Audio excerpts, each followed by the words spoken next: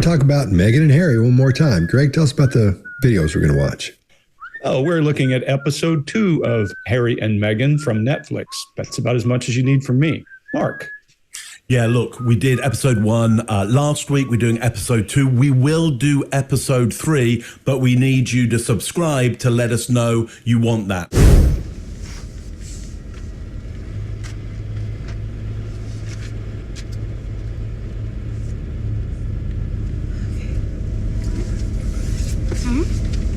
Drive is? Maybe like, I don't know, now with our detour. Matt, how long is the drive going to be? Look before 20-something minutes. Okay. Let me just double check because I wasn't getting good service.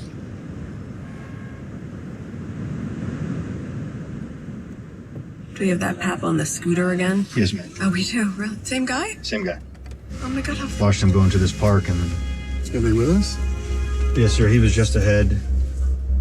There's a lot of people who think they've got such a problem with paparazzi. Yeah, those, the guys in the basement of the building, too, as we were doing that walk, they were recording, too, just so you're aware. Back in my mum's day, it was physical harassment. You know, cameras in your face, following you, chasing you. She's following us. Hey. This path. I mean, worst case scenario, so safety first. Worst case scenario, we're going from one garage to another. Like, it's... Paparazzi still harass people, but the harassment really exists more online now. Once the photographs are out and the stories then put next to it, then comes the social media harassment.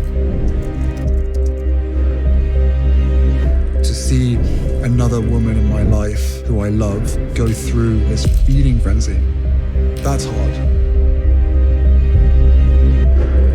Because it is basically the hunter versus the prey.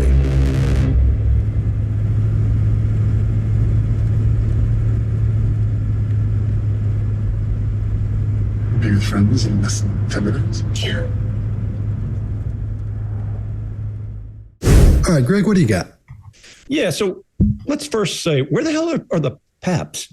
Because I didn't see a single one. Let me tell you what they are pretending like is one in just a minute from my past life, but I don't see any apprehension in their faces. The only thing I see is a lot of neck strain as they're looking for people.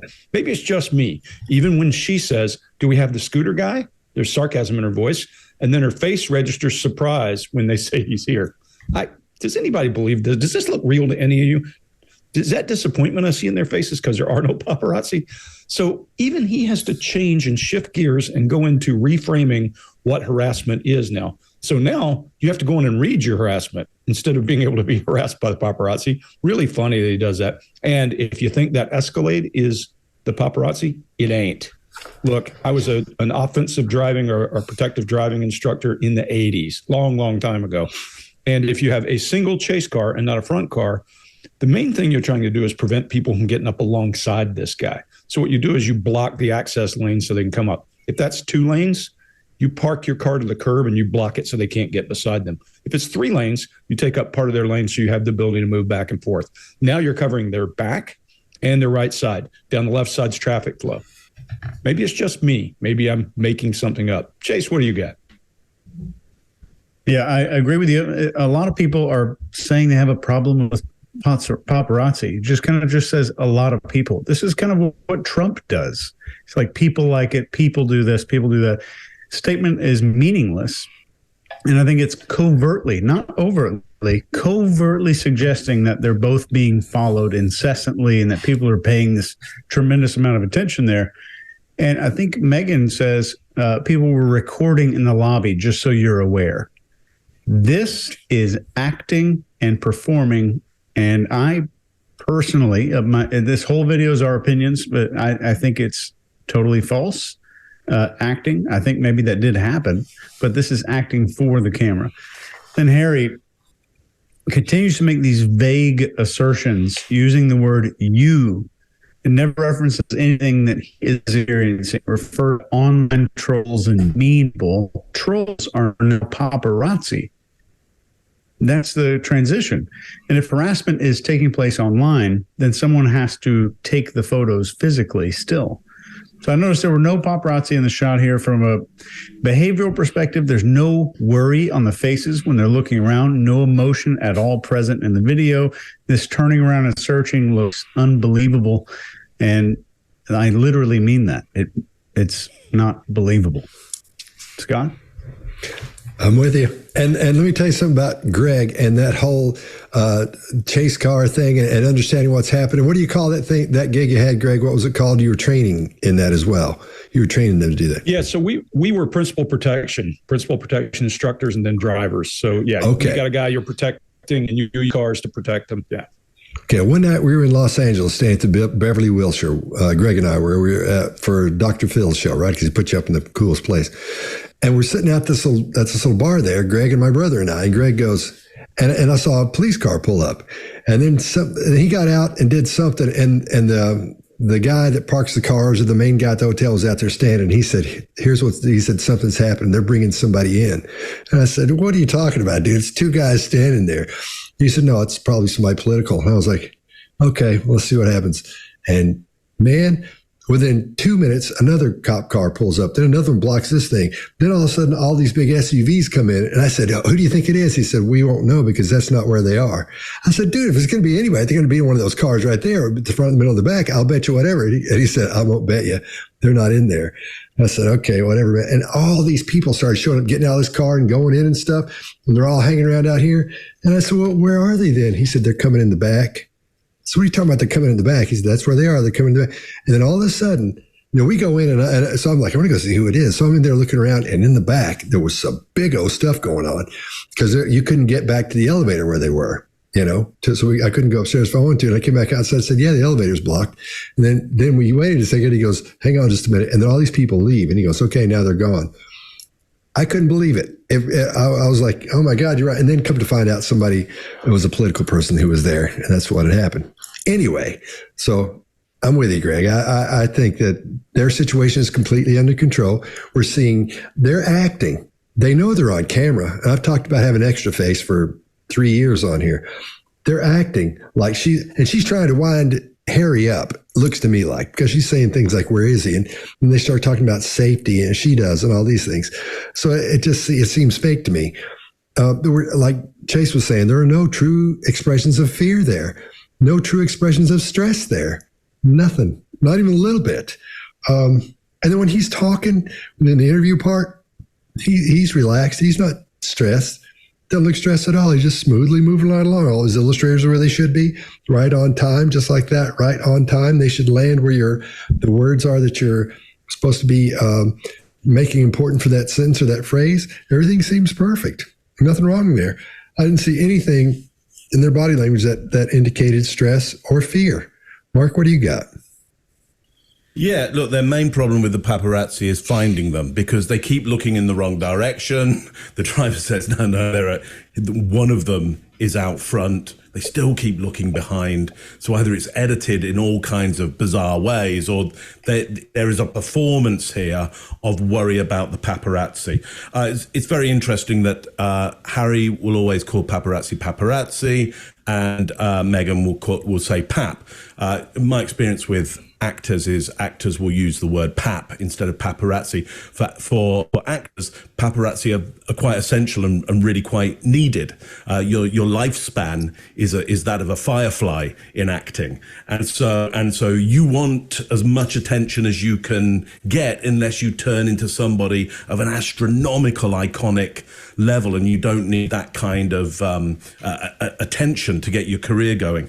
Listen, just a little talk about paparazzi and why it's interesting that you call them pap as well and him paparazzi. It's from paparazzo, from La Dolce Vita, the sweet life. The idea that if you're living a sweet life, you have this photographer around you all the time. The paparazzi or paparazzo part is this noisy little mosquito, or perhaps even a clamshell going up and down of the shutter. But it's the idea of the noise that is around you. The cameras are going all the time. So you got paparazzi there, which is like an animal. It's like a, let's just say a little mosquito that's kind of bothersome, but is kind of useful to have, takes little bites out of you. Well, they turn that into hunter versus prey, a sharp a shark's feeding frenzy rather than this bothersome kind of piece. But again, pap instead of paparazzi, pap is less bothersome. Pap is actually a medieval word for heart. So one of them we could suggest loves the paparazzi a little bit more, the pap, and the other not so much, not so interested, doesn't really need that as much. Okay, so it is a setup for the camera because they get into they're in the car and the camera's right in front of them there. You couldn't miss that you are being filmed. You have to have set up that piece of filming. Soon be in with safety and friends. So they're setting the idea that this is a terrible situation and only 10 minutes and there'll be safety and friends. Here's what I love most about this. There was, and it was to your point, Chase, that you were saying about the idea that they have had a paparazzi around them. She says there was, and then adapts like so over her mouth. There was guys in the basement too. As we were doing that walk, we were recording. Not they were recording us, we were recording. They were recording a walk, and there were two in the basement, she's saying, just so you're aware. Well, if you were doing a walk and you were recording and there's two in the basement, film them. Like just film them because you're making a documentary, you got a camera, film them. And here's what you could do. In this documentary, you could show us the footage of you being followed by the paparazzi. But what you have is footage of nobody being able to find the paparazzi. In fact, them being in front of you rather than behind you. So yeah, just so you're aware, I wonder whether she was talking to us because we're not aware of it because you're not able to show it to us just now. I find the start of this extraordinary, and we got more, even more extraordinary stuff to come.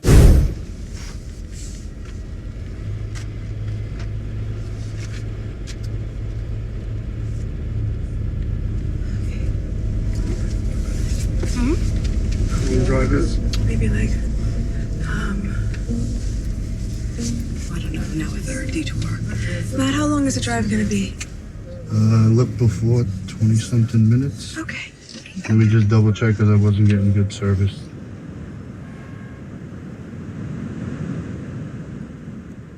Do we have that pap on the scooter again? Yes, ma'am. Oh, we do? Really? Same guy? Same guy. Oh my God, how Watched him go into this park and then... He's going to be with us? Yes, sir. He was just ahead. There's a lot of people who think they've got such a problem with paparazzi. Yeah, those, the guys in the basement of the building, too, as we were doing that walk, they were recording, too, just so you're aware.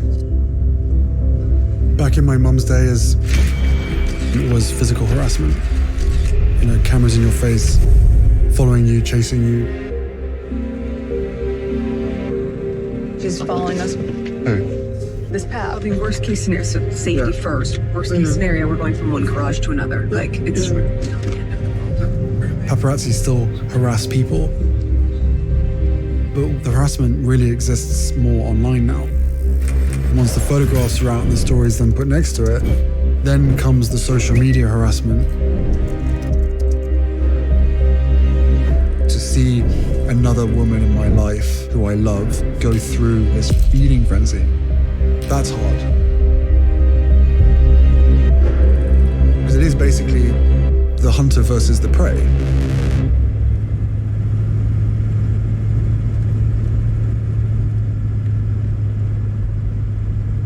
Be with friends in less than 10 minutes. Yeah. If there is a problem out there and we have the means to really find the call to action and do something about it, then I completely believe that it's our responsibility to do it. All eyes are on that new transatlantic alliance, a British prince and his American sweetheart. There was a frenzy happening, and it almost felt like all the things we were nervous about of it getting out. Okay, don't worry, it's fine. And then that very quickly changed.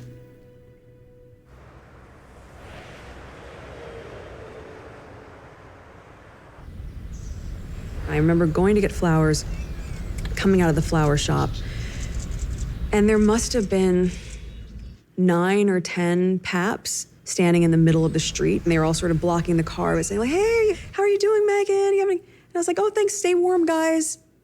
And I remember H the next day saying, "You can't talk to them." And I was like, "I'm just trying to be pleasant. Like, I don't know what to do. I've never dealt with this before." He's like, "Right, but the UK media are saying you love it. You're smiling, you love it." I remember saying to her, when this goes public, it is not going to be easy. If you don't know who we are, we're the Behavior Panel, and I'm Scott Rouse. I'm a body language expert and analyst, and I train law enforcement in the military in interrogation and body language. And I created the #1 online body language course, Body Language Tactics, with Greg Hartley. Mark? I'm Mark Bowden. I'm an expert in human behavior and body language, help people all over the world to stand out, win trust, gain credibility every time they communicate, including some of the leaders of the G7. Chase. Hey, I'm Chase Hughes, did 20 years in the U.S. military, wrote the #1 best-selling book on behavior profiling, influence, and precision. You can just type my name into your app store to get training in that stuff right now. Greg? Greg Hartley. I'm a former Army interrogator, interrogation instructor, resistance to interrogation instructor. Written 10 books on body language and behavior. Put together the #1 bodylanguagetactics.com course with Scott Rouse, and I spend most of my time in business. All right, Chase, what do you got? I think frenzy must be one of the words that they agreed on to put in the script for this show.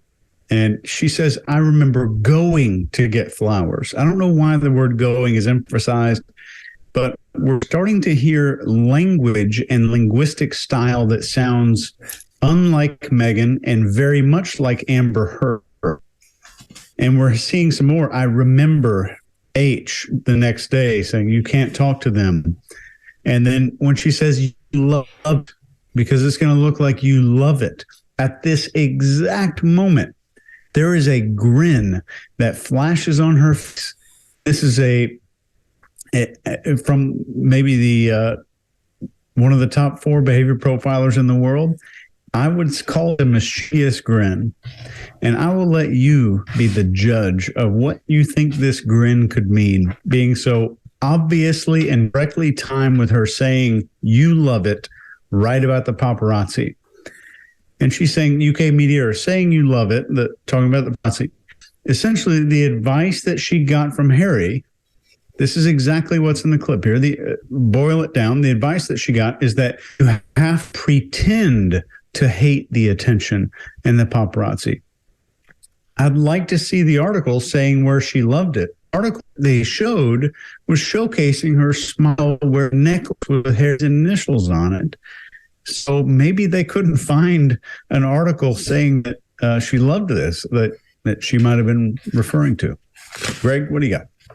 Yeah, guys, I'm not going to cover a lot of body language here because it's clear that she likes that stuff. Mark, to your point, when you're an actor, you need lots and lots and lots of publicity. So, of course, she enjoyed that. He, on the other hand, abhors it, clearly. He's angry with the world about his mother and a whole bunch of other stuff. We'll see a lot of it as we go. And when two people together have that much difference of opinion, they have to create some new chemical that is somewhere in the middle. Well, I think they found theirs. And I always say that when people get together, they have to find a new way of being.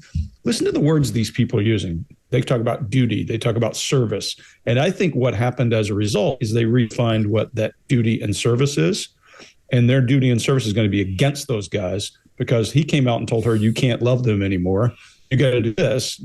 Now he can't be who he was. Now we got a brand new chemistry and they're going to go after it.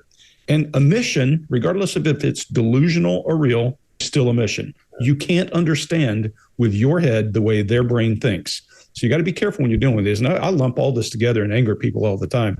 Patriotism, social justice warriors, terror, religious warriors. They're all cut from the same cloth. They all have a belief that you may or may not have, but they're willing to act on. So being a patriot, of course, I've been my life there.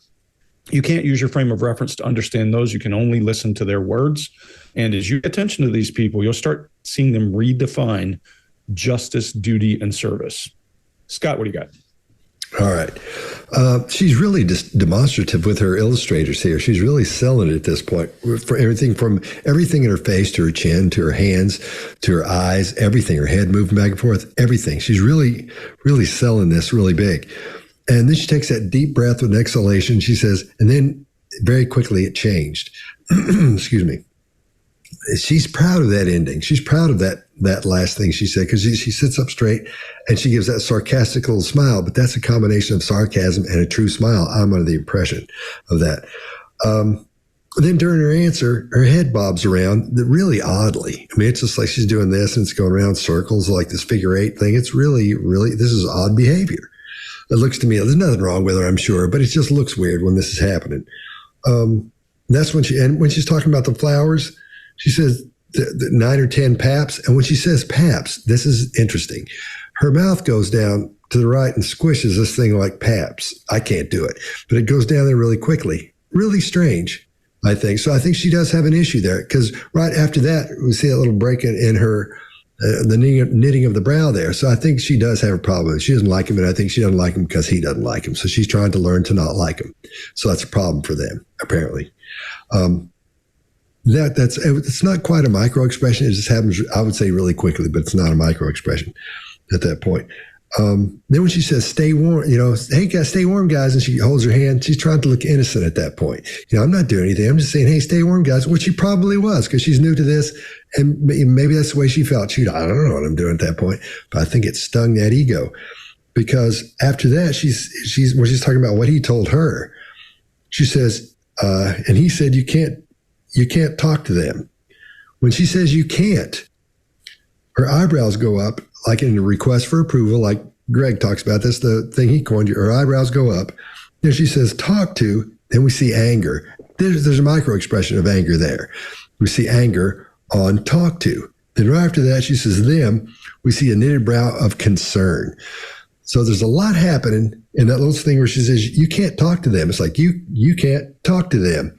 3 different expressions in that little phrase right there, which is, it's common, but to see him like this in there tells us a lot about it. That really does, that kind of got her ego, I think, because I think it hurt her feelings, kind of made her mad, because she thought she was being nice. Maybe that's because, like Mark was saying, you got to be nice to them. They're the ones that help make you famous. So you got to be nice to those people doing that, but she doesn't like them. And then there's contempt throughout the whole thing, throughout that little answer as well. And right before that, you can see hints of it. I'm not even going to, I want to say micro expression. That's too easy to say because it's so hard to see. But take a look at it again on the next time around. Pay attention to that and you'll see what I'm talking about. Mark, what do you got? Yeah, so this is close to home, literally close to home. So she's gone to Avdav Flowers, which is just down the road. Yes, she's walking past 14 Bernard, which is just down the road. I'm a little further down this way. You don't just need to walk past Admiral and you'll get to my place. I won't tell you its number because I don't want the paparazzi outside of, not that they'd ever be bothered with me, but I don't want the paparazzi outside of my house. Paps, well, she's gone. Yeah, the Paps. She's gone from her place, which is just over the other side of the annex. Yeah, got in a car. Paparazzi must have been there first, unless she told them she was going to Avenue and Davenport, which is over there. And she's come out with flowers, and what a great smile. And she's got the flowers there, and what a great shot. It's not that cold. It's autumn at the moment, and so in Canadian terms, like autumn's fantastic. If there were no leaves on the trees and if there was snow on the ground, it would be cold. You might go, hey guys, keep warm. But in autumn, you're probably not going to do that. They're all right. They're going to be able to look after themselves. Yes, she is smiling, and of course she is, because you've got 9 or 10 paparazzi around you. That's exactly what you want, and so you might go and pick up some flowers. You can show off what you have. It's great. Nothing wrong with that. Like nothing wrong with that in her trade, in her profession. Absolutely nothing wrong with any of this. But in this particular documentary, just as you were saying, Chase, they need to set up that she's being not hounded. It's a feeding frenzy. It's sharks, not mosquitoes. It's sharks. But all they show is the sun with a great photograph and a headline of Royal Seal of Approval.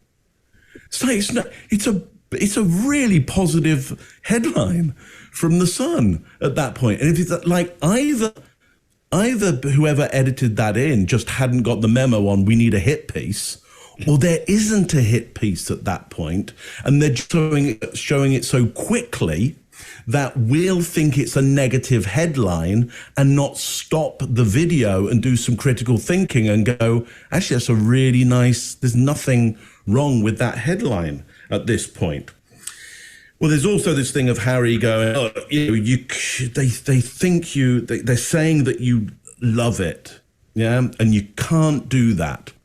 Yeah, I think you're right, Greg. There's a cultural clash here, not only of royal family, but also British culture as well. Like, don't show people you like stuff, because they'll take advantage of that kind of stuff, and you'll show some kind of soft underbelly and people will use that against you. So stiff upper lip, don't show too much emotion. And the royal family take that, and aristocracy take that to a whole different level.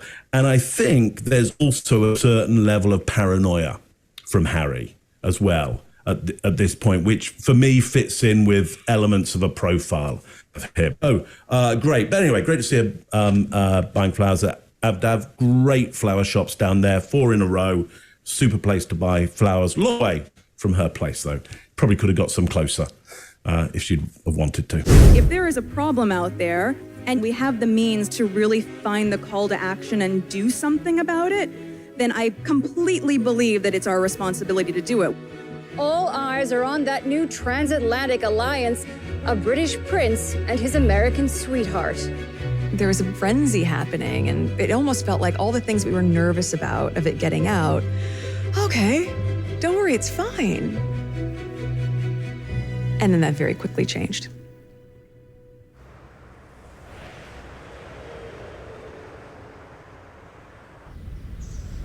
I remember going to get flowers, coming out of the flower shop, and there must have been 9 or 10 paps standing in the middle of the street, and they were all sort of blocking the car by saying, like, hey, how are you doing, Megan? And I was like, oh, thanks, stay warm, guys. And I remember H the next day saying, you can't talk to them.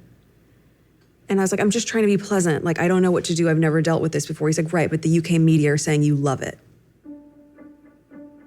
You're smiling, you love it. I remember saying to her, when this goes public, it is not going to be easy. I was a big nerd growing up. This is like an important part that people don't understand about me. Like, I was not the pretty one. My entire identity was wrapped up in being the smart one. And there are those catalyzing moments in your life. And from my standpoint, I had this commercial change when I was young because I found it to be sexist. Women are fighting greasy pots and pans with Ivory Clear. I was 11. Dear Sir, last week at my school, we decided to watch the news for social studies. While changing through the channels, we saw a commercial for the new Ivory Clear dishwashing liquid. In the commercial, they said women are battling grease, meaning only women do dishes. When I heard this, the boys in my class started saying, yeah, that's where women belong, in the kitchen. So I was wondering if you would be able to change your commercial to people all over America. The gloves are coming off. People are fighting greasy pots and pans with Ivory Clear. I changed that commercial from my little handwritten letter. And it was a big deal because I was going to middle school after that. So I was like, I was the little activist.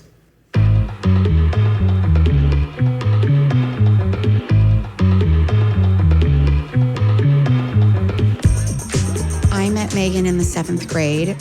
We were walking into all of our new classes, and she was holding the door open and tap dancing, and we became fast friends. We were both into a lot of the same extracurricular activities and spent a lot of time in leadership roles at school, volunteering. When I ran for student council, she was like my campaign manager and took it so seriously.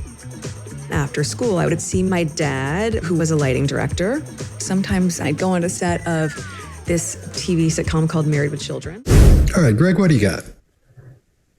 Yeah, this is going to be another, not a lot of body language, there's a little bit. I'm just going to talk about children. If a child is considered smart, often teachers treat them differently. Their parents treat them differently, and they get kind of isolated from other kids, and they often will become more adult in their behavior, and people call them old souls. We'll hear that here in a couple of minutes. A lot of times we see that in children who are kind of precocious in terms of whatever skill set they have. All that aside, I think this is defining for her because she goes through this thing where she gets to be an activist at a very young age, and she gets rewarded for it. And organism does what made the organism successful. She's going to play to those same things the rest of her life. There's nothing wrong with that. Just know that when you're dealing with a person like that, you're going to set them up for future failures, for future successes based on how the world perceives them and how they think the world perceives them. Among my favorite things here that I see are the BeReal. I mean, all of us have been involved with shows like BeReal. He's sitting there watching and shows contempt for the commercial. Well, that's shot after the fact and everything else. So she's getting these concepts of being in front of a camera and all that at a very young age. And she kind of has, this is new for her, paying attention to frame at all times, looking at things around her. She's very keenly aware where those things are. Mark, what do you got? Yeah, so this is all about what was in her early heart, so we can get a sense of verification as to what would be in her adult heart. What is the documentary is trying to say, what is her very nature and therefore authentic to her? And so to that point, at the end of this, we get a lovely piece by Delight, Groove is in the Heart. Scott, Bootsy Collins is playing bass on that one. Maceo Parker is on saxophone in that, and Herbie Hancock playing it as well. So it's a fantastic piece. Wow. And by just giving you that little critique of that, I think we'll be able to get it past copyright on this show as well. And so you'll be able to see the rest of the stuff that it underscores. But why Groove is in the Heart? Well, because I think it's trying to go, look, here's the heart of this woman. Also, that idea of her mother-in-law, had she been alive at the time, was, as she said, she wanted to be the princess of people's hearts, the queen of people's hearts. And so there's a nice kind of relevance there that I think the documentary is trying to get. Anyway, I was a big nerd, not the pretty one. Okay, so what is, and people don't understand this, she says. Well, so what you're saying is our understanding that you now are the pretty one. So she's going, look, I'm really pretty, and so it wouldn't be easy for you to understand that actually I'm really smart and always have been, and in my heart of hearts that I'm the little activist. I was the little activist. So now she's saying, I'm now the bigger activist. You know, the whole idea is you'd think I was this, but actually I'm that. And Chase, I think you were bringing up Trump before. That whole idea of Trump always saying, smart. I'm smart. And she does the pinch gesture at the same time as well. She does the Trumpian pinch gesture and says smart at the same time, which is beautiful to see that. But look, my problem with it is the evidence of what she is now is from something that was in pre-middle school. So the suggestion that whatever you are at pre-middle school, that is evidence of what you are now, I don't think that's accurate. People change in it could be true, but people change in all kinds of ways. And so as a piece of critical thinking on this, I can't say, well, because we have video of you being a little activist pre-middle school, obviously you'd be a big activist now, and that would be true. Here's what you'd show me. You'd show me the evidence now of you being a big activist. That's what would prove that. And that might come, in the documentary, but it isn't what's coming now. And so we always have to worry when somebody's doing that to us. Not her, the documentary makers are doing that to us. I'm sure she signed off on it and saw it, but they're doing that to us. Chase, what do you got on this one? So right at the beginning here, we're hearing her say, I had this commercial changed when I was young because I found it to be sexist. I heard this and thought, ooh, this is self-absorbed and showing us a display of power and significance. And just hearing that one sentence is going to be interesting. I knew something revealing was about to come out in terms of her behavior. And this exact moment in my opinion, is the precise thing that I've been looking for ever since we did our first episode like a year ago, whenever the Oprah thing happened. So number one, it's a big childhood moment. And a childhood moment makes a child feel as though they became powerful and significant and earned them some kind of affection, tends to stay forever. Not just the memory, the pattern of behavior that earned that stuff. So whatever the event was in a child's life, they will very likely continue the behavior that got them power, love, affection, significance into adulthood without even knowing it. So what we're seeing here is coming into power by being offended and taking control by making it public and loud, and then making a video about it. And we might be seeing that in her adult life. Scott? Yeah, you guys covered a lot of stuff, so I'll focus on, this has been a big baseline change for her.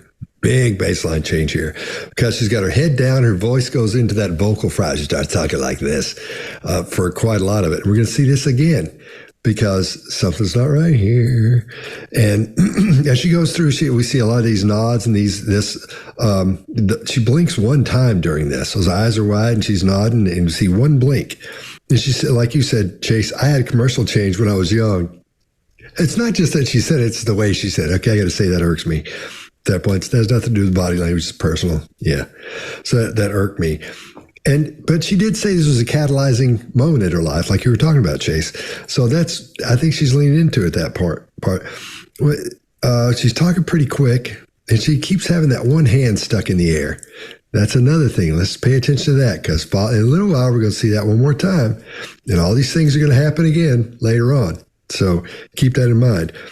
And speaking of vocal fry, when she says, I was 11, and I can't believe, Chase, that you didn't make fun of that coming back from that when she's going, I was 11. When I lived in Boston, was when I was going to Berkeley. There was they had this huge aquarium there, right? And there was a seal there. I can't remember his name, but he was this seal, and he was famous in Boston because you go down there and say something to him, and he'd go, get out of here, get out of here. And he would say, get out of here. And so they did a story on him on the news, and the person talking on the news had never seen this before, and it about killed them. They couldn't get together and laugh the whole time. So, of course, we all go down there. And this seal, you'd say, hey, buddy, pal, what are you doing? And he'd go, get out of here. Yeah. And that's what she said. That's what because I knew that reminded me of something, because I was 11. That's what it reminded me of. Or an old woman who's 80 years old and has been smoking since she was, for the last 78 years. But that's what it sounds like. And when she starts talking that low and gets that hand up, this is all out of her baseline. And the reason it is because something's up here. I'm not quite sure what it is yet, but something's up here at this point. So the lesson would be when someone's talking, someone's going along normal, like we've seen pretty much so far in these videos, then all of a sudden everything changes. Their voice goes into vocal fry and they get a hand stuck up like that. Something's up. So pay attention when those things come up every time. That's all I got. We have no leaners.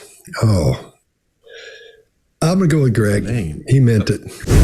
I was a big nerd growing up. This is like an important part that people don't understand about me. Like, I was not the pretty one. My entire identity was wrapped up in being the smart one. And there are those catalyzing moments in your life. And from my standpoint, I had this commercial change when I was young because I found it to be sexist. Women are fighting greasy pots and pans with Ivory Clear. I was 11. Dear Sir, last week at my school, we decided to watch the news for social studies. While changing through the channels, we saw a commercial for the new Ivory Clear dishwashing liquid. In the commercial, they said women are battling grease, meaning only women do dishes. When I heard this, the boys in my class started saying, yeah, that's where women belong, in the kitchen. So I was wondering if you would be able to change your commercial to people all over America. The gloves are coming off. People are fighting greasy pots and pans with Ivory Clear. I changed that commercial from my little handwritten letter. And it was a big deal because I was going to middle school after that. So it was like, I was the little activist.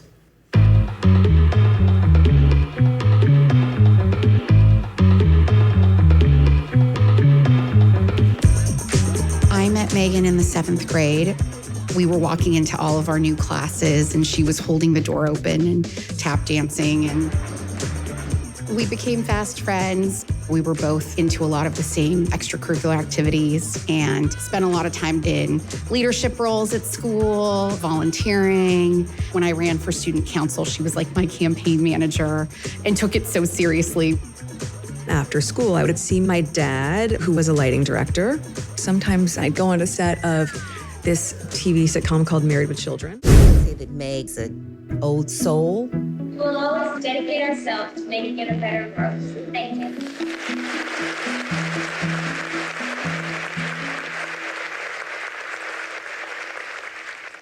This is where I had my high school graduation, the Hollywood Bowl. 103 girls on the stage, all wearing white gowns, not like cap and gowns, like beautiful white gowns. There it is. It's also the last concert I went to there, I went to with my mom, and we were in the parking lot leaving, and my mom like honked her horn because the woman was taking a long time to like figure out how to get out, and the woman turned around and screamed the N-word at my mom. I just remember my mom, like, I remember the grip that her hands had on the steering wheel. And like you could see it was so tight where like the knuckles get all white. And she was just silent the rest of the drive home. We'd never talked about it.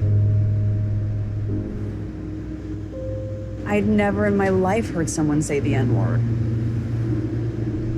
Very different to be a minority but not be treated as a minority right off the bat. But obviously now people are very aware of my race because they made it such an issue when I went to the UK. But before that, most people didn't treat me like a Black woman. So that talk didn't have to happen for me.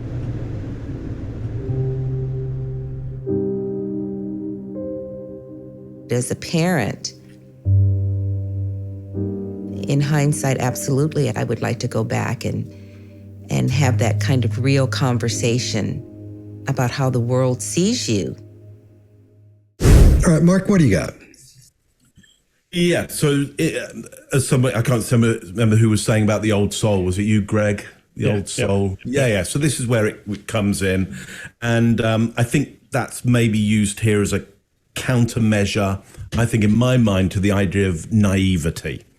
You know, she's an old soul. She is maybe a bit kind of geeky, and so we're going to forgive. I think what is going to now happen as this kind of rolls out in front of us. We get the introduction here of racism. Now, where the documentary is going to go is around racism in the UK, specifically within the royal family, the UK public, but definitely the press. But what they've done is to lay in the idea of racism in the US here. So I'm kind of interested as why they lay that in here and not go straight for something in the UK, which I understood was the issue later on. But anyway, let's see where this comes out. For me, this is about what will get picked apart. And if you join the royal family, your heritage, your lineage, where you've come from, that you have a mother who is this, a father who is this. Yes, a mother who may well come from a certain part of America, who may have had family who are from Jim Crow South, who may have been cleaners or whatever the other professions were, okay?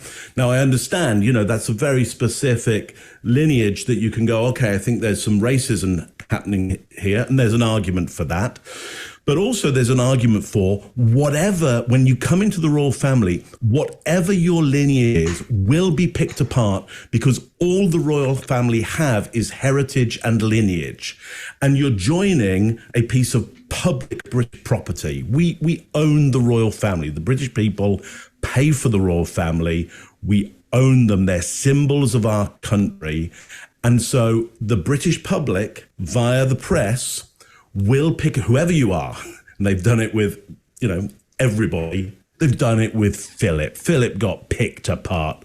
Zorba the Scot, they used to call him, because he was a Greek. He was Prince of Corfu, but the Duke of Edinburgh. I mean, balance those ones out. So was that racist? No. Was it against a nation? Yeah, making fun of the people of Corfu and the Greeks. Yes, absolutely making fun of that. Partly making fun of the Scots as well at the same time. So yes, hitting targets that are there, because that's a very, very British thing, to find the target, hit the target, and level that out. So look, we know as a British public that this is going to happen. You will be taken apart on your lineage and heritage, because ultimately you need to be taken down until we elevate you again and make you into an icon that we're prepared to stand behind and pay for and walk behind. Here's my problem with all of this. Why didn't Harry have a discussion with her about this? Why does he not tell her what we as the British public know? Why does he not tell her? It's interesting. What comes later on, I believe, is that he doesn't protect her as well as he hopes he would, partly out of being part of the system, naivety, I think. But look, that's all I've got on that one. Nothing really on body language, but certainly on the behavior of somebody who says they're going to protect, but then doesn't have the talk with her about, here's the British family you're going into, and here's the British public, and here's British history, and you wouldn't want to go into this blind. You wouldn't want to go into this naively. You wouldn't want to go into this as an old soul, because you're going to get ripped a new soul going into this one. Scott, what do you got? All right, I agree with you. Now, this is interesting because, again, she breaks her baseline. She touches her face more than she's touched it up to this point. And from everything we've ever seen of her, she's got her hands all over her face. And that usually happens when someone is stressed, usually.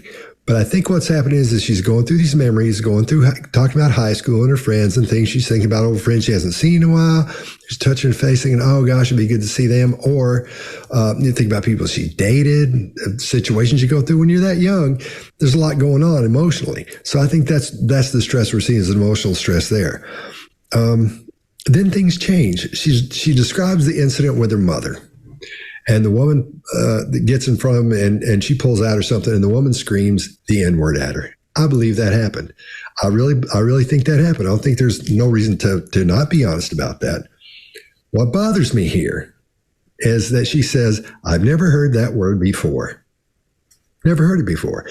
And the reason I think that is because of all these things we talked about before, these little red flags, like the hand going up and tugging and vocal fry, those things are going on. Now, if I had never heard that word before and somebody yelled it at my mom, or any word before, if somebody yelled, hey, Soapy Fenix, and I was like, I would say to my mom, what is that? What's Soapy Fenix?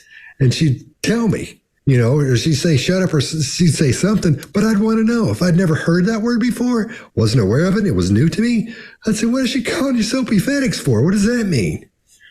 So that part I don't believe. I believe she had heard that word before. I think she's saying it this way so we get shock value about how innocent she is. But I think she's heard that word before.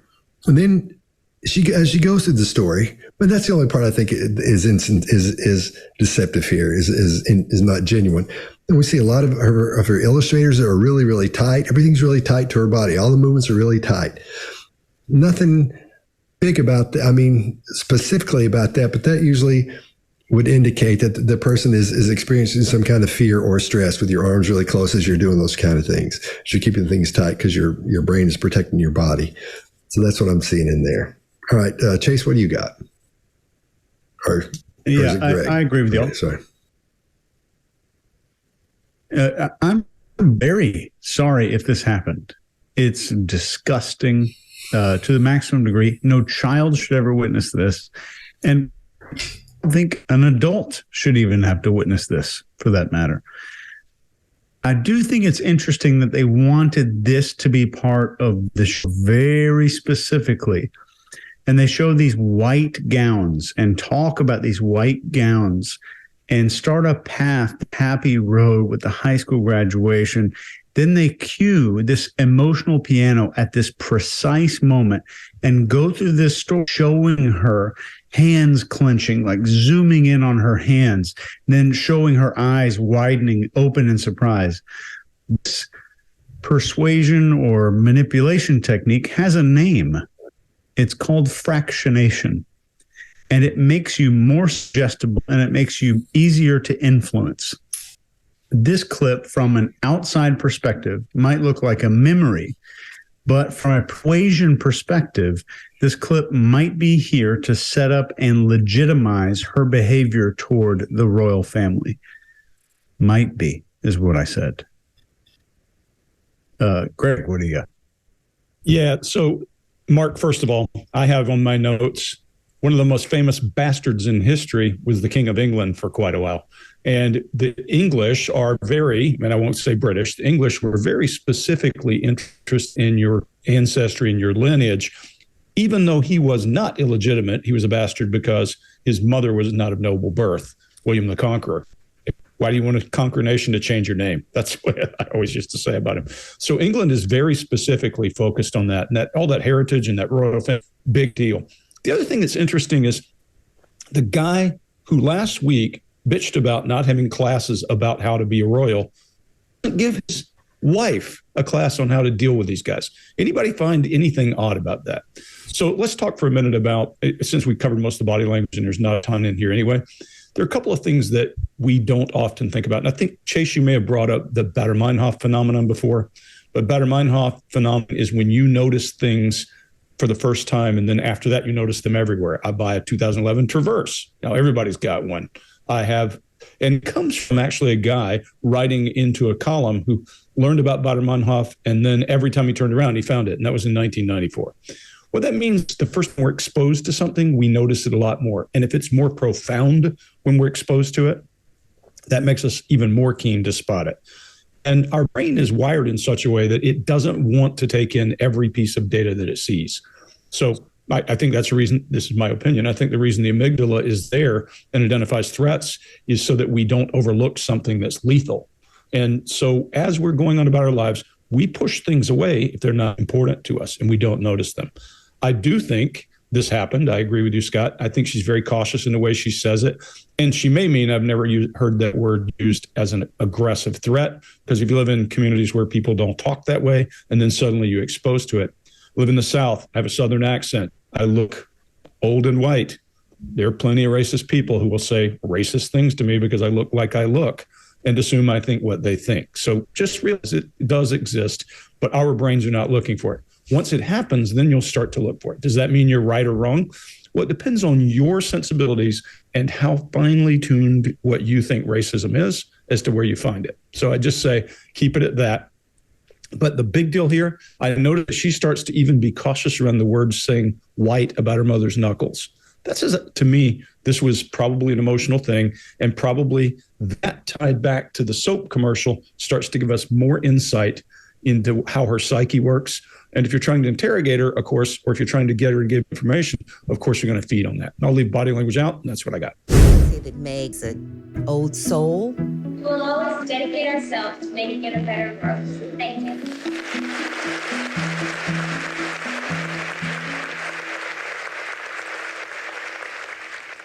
This is where I had my high school graduation, the Hollywood Bowl. 103 girls on the stage, all wearing white gowns, not like cap and gowns, like beautiful white gowns. There it is.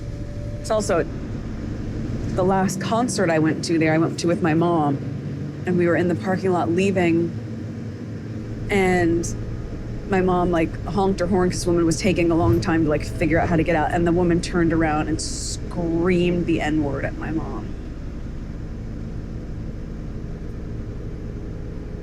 I just remember my mom, like, I remember the grip that her hands had on the steering wheel. And like you could see it was so tight where like the knuckles get all white. And she was just silent the rest of the drive home. We never talked about it. I'd never in my life heard someone say the N-word. Very different to be a minority but not be treated as a minority right off the bat. But obviously now people are very aware of my race because they made it such an issue when I went to the UK. But before that, most people didn't treat me like a Black woman. So that talk didn't have to happen for me.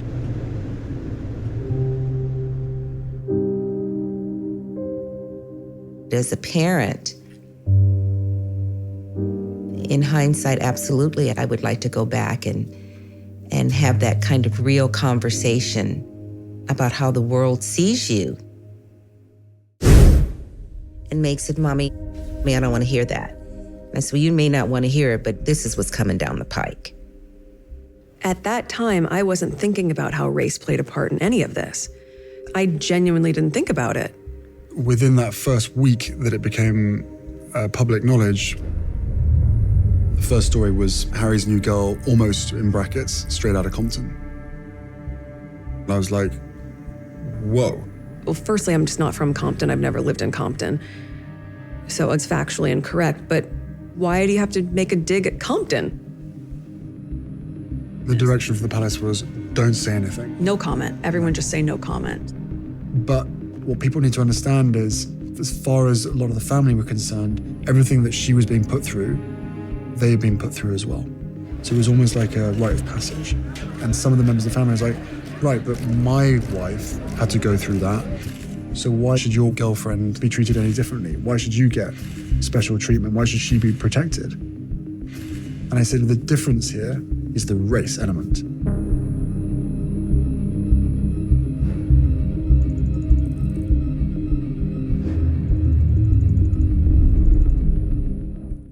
All right, Greg, what do you got? I'll keep this really short. There's a couple things here for her. In him, I see a victim. Just a victim, just period. I think he's got issues with being a ginger, and we'll hear even mention it later. I think people picked on him, and he has a problem. Look, he's a prince, but he's got issues with it. I'll leave that at that. So race becomes an issue, and he does his little punctuation.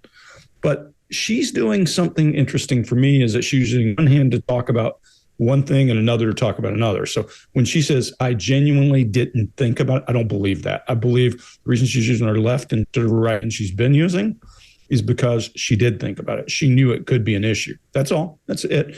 But then when she goes to, it was factually incorrect, Chase, she uses your closed eye talking. So we got something. Look, these guys are shock papers. They're going to pick on whatever you got. If you're a redheaded guy and you grew up not being able to take punishment, you're pretty weak, because you need to get over people picking on you. That's just part of life. And now he's going to turn it into a cause. Mark, what do you got? Yeah. So here's what interests me about this. He says, why would they have to take a dig at Compton? Because they weren't having a dig at Compton. They weren't having a dig at Compton at all. They were having a dig at her. Having a dig at her that she is partly from a rough gangland part of LA. That's either true or false or something in between. I don't know how gang Compton is and whether that is then being ultimately ascribed with being black and she's partly that. Yeah, absolutely. Are potentially the British press being racist at this point? Yeah, quite possibly they are. Quite probably they are.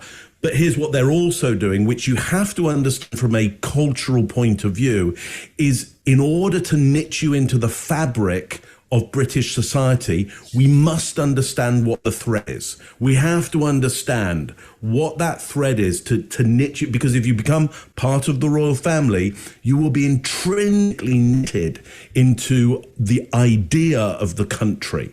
And so we've got to go back in heritage and pedigree and go back and work out, who are you? Where are you from? Now, are they doing it in a racist way? Yeah, I think you could have a very good argument for that, and you'd be absolutely right. But why are they doing that? They're doing it completely the wrong way. But why are they doing that? Because it's absolutely essential. You cannot avoid it. So when they say, hey, it happened to our wives, happened to all the wives, it happened to all the husbands, when you marry into that and you are not of direct lineage from royalty, you will get picked apart before you're put back in that cloth. And you'll get picked apart on this. And it happens later on. Profession, class, race, nation, and religion. Yeah. All of those will be extracted and inspected and have you taken down on that. And that it was the race element. Yeah, absolutely. He marks that out. He marks that out because there's going to be some truth to that, but also that's his argument. This is his premise. This is why she is so different from every other wife or husband that has been picked apart on profession, class, race, nation, and religion. Okay, and potentially not in our lifetimes race, but it has happened in other points. The royal family, the British royal family. He wants to make that the issue. Is it an important issue? Yeah, of course it is. But that's his argument as to why they are so special in the history of modern history of the royal family, and why they need to expose this to us, the public. Chase, what do you got on this one? I am no expert on royal families or royalty or anything like that, and I'll admit I'm disgusted watching these just to begin with. And for my lack of knowledge about their issues altogether, here's what I see from a behavioral perspective. The behavior of Meghan suggests that she's trying to make as many stabs as possible at the press, but there's only an insinuation there. And I wish she would just call it out instead of vaguely and covertly suggesting it. Just call it out, because that's what needs to happen.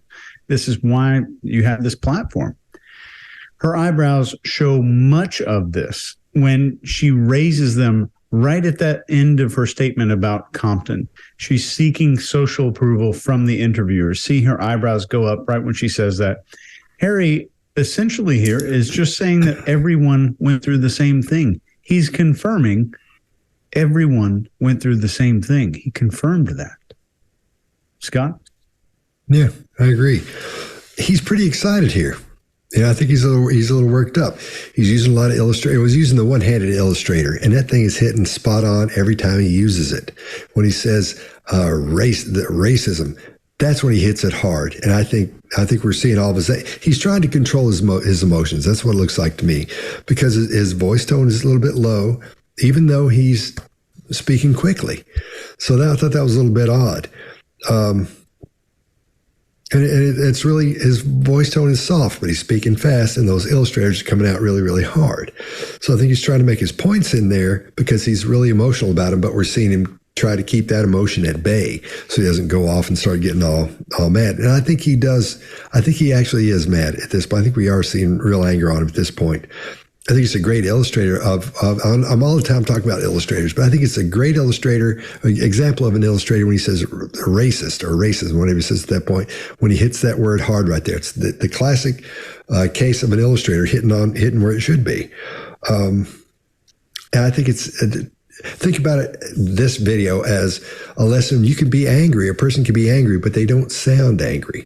But if you pay attention to everything going on with them, you'll be able to pick out these little things to let you know they are mad, or they're mad at you, or mad at somebody else in the situation going through that. And Meg said, Mommy, I don't want to hear that. I said, well, you may not want to hear it, but this is what's coming down the pike. At that time, I wasn't thinking about how race played a part in any of this. I genuinely didn't think about it. Within that first week that it became public knowledge, the first story was Harry's new girl, almost in brackets, straight out of Compton. I was like, whoa. Well, firstly, I'm just not from Compton. I've never lived in Compton.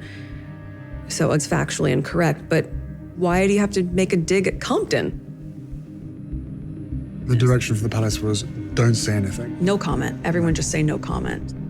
But what people need to understand is, as far as a lot of the family were concerned, everything that she was being put through, they had been put through as well. So it was almost like a rite of passage. And some of the members of the family was like, right, but my wife had to go through that. So why should your girlfriend be treated any differently? Why should you get special treatment? Why should she be protected? And I said, the difference here is the race element.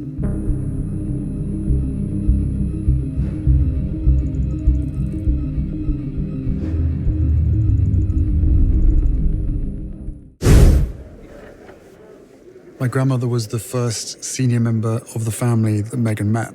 She had no idea what it all consisted of. So it was a bit of a shock to the system for her. I mean, it's surreal. There wasn't like some big moment of like, and now you're gonna meet my grandmother.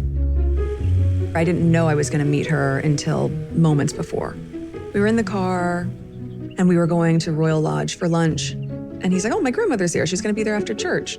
And I remember we're in the car and driving up and he said, you know how to curtsy, right? And I just thought it was a joke. But how do you explain that to people? How do you explain that you bow to your grandmother and that you will need to curtsy, especially to an American? Like, that's weird. Now I'm starting to realize this is a big deal. I mean, Americans will understand this. We have medieval times, dinner and tournament. It was like that. Like I curtsied as though I was like,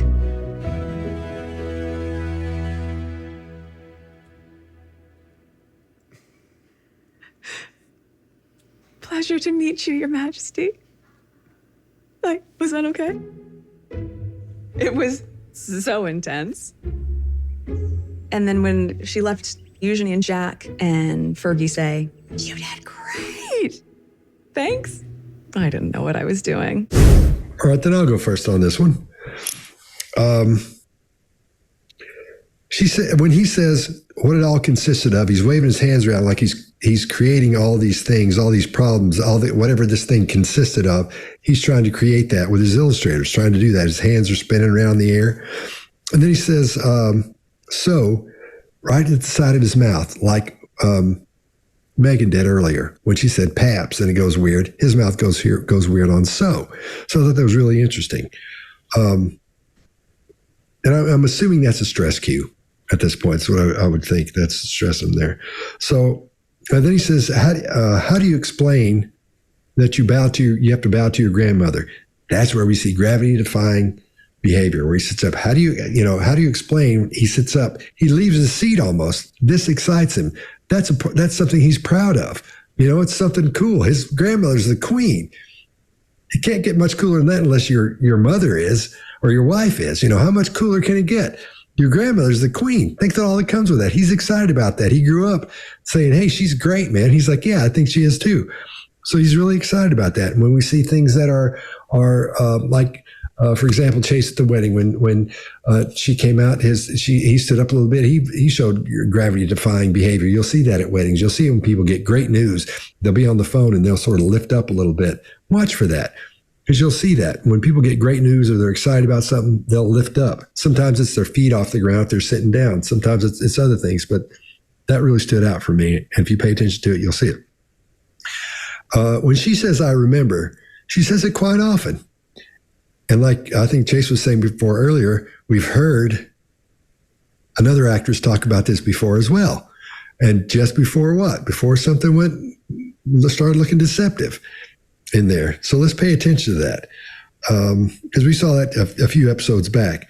And I'm in the impression when she says, I remember, she's loading her whatever story she's creating or has come up with, she's getting that thing ready. Because she goes, I remember, and there's that little pause in there. It doesn't seem like a lot of time, but your brain doesn't need a lot of time to get things ready and to prep or even create a story or create something deceptive.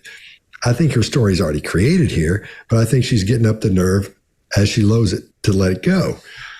And because she pauses and says, and I remember we were in the car, and that goes long. And that's her wind up right there. That's her getting ready to do it. And she says, I thought it was a joke. She didn't think it was a joke. She didn't think it was a joke. He wouldn't have done that to her. He wouldn't have joked about that. one of the most, and she should know if they're this tight and they're this close, she should know he's tight with his grandmother and he thinks she's wonderful because he would be talking about her a lot. She can't say she thinks it's a joke because he would never do that to her. It's not funny to him. It's not a joke unless she's so far removed from that reality that she actually thinks it's a joke. I don't think she's thought about that part of it. And when she acts out the curtsy, he doesn't think it's any cuter than you do or I do. Or look at Greg. Everybody looks at that curtsy and looks just like Greg. Like, no, it's not working. It's like, and then you see him when she goes down, we're seeing all kinds of stuff on his face. We see contempt. And he looks, and when she's all the way down, he looks over and locks eyes with somebody. Who's he looking at during that? Who's he looking at during that? Because somebody's looking at him going, dude, I don't know. I think he's embarrassed at the same time because she knows better. And don't think for a minute. When she found out she was going to be dating a prince, she didn't go get with all of her friends and start talking about what you do during that. You got to learn to curtsy. You got to do this. You got to do that. I'm sure. And she says she didn't Google him. I bet she Googled what you do when you go to the palace. I bet she did that when you go to where they live. You know she did, because if she didn't, then she doesn't love him. She doesn't care enough about him to respect his family and say, I got to learn about this. It's a pretty big deal. Or say to him, hey man, this is a pretty big deal. Is there anything I should know? Is there anything I should do? Be ready for when that happens? Even though seeing her was a surprise. Notice how she brought that up? I didn't know it was going to happen. I think he would have told her. I think she would have found out if he hadn't told her that how to curtsy when and how to do it the right way, how to execute that properly. Yeah, that's all. I'll leave it there because I know you guys got a lot. You guys got a lot of stuff on this as well. Chase, what do you got? I stopped watching this video, and I watched these this morning when I was taking notes. So typically, we all have these videos in Dropbox, and we watch them the day that we film. We've actually never told you that before. So that's kind of what we do. We put them in a little secret Dropbox for each other, and we all go through there. I saw Mark and I were in there at the same time today. Fist bump to you, Mark. I stopped watching this video at like 20 seconds in because I want to just illustrate for you what happens at the precise moment we're seeing when he's saying the word, she didn't know what to expect. Here's what we're seeing. The foot movement up and down starts spiking way up. This is a bad sign. There's really unusual hand movement that we haven't seen much of before in Harry's baseline. There's contempt on the face for about a 15th of a second. There's a shift to internal dialogue mid-sentence, which is not typical for people. You typically see this before someone starts speaking.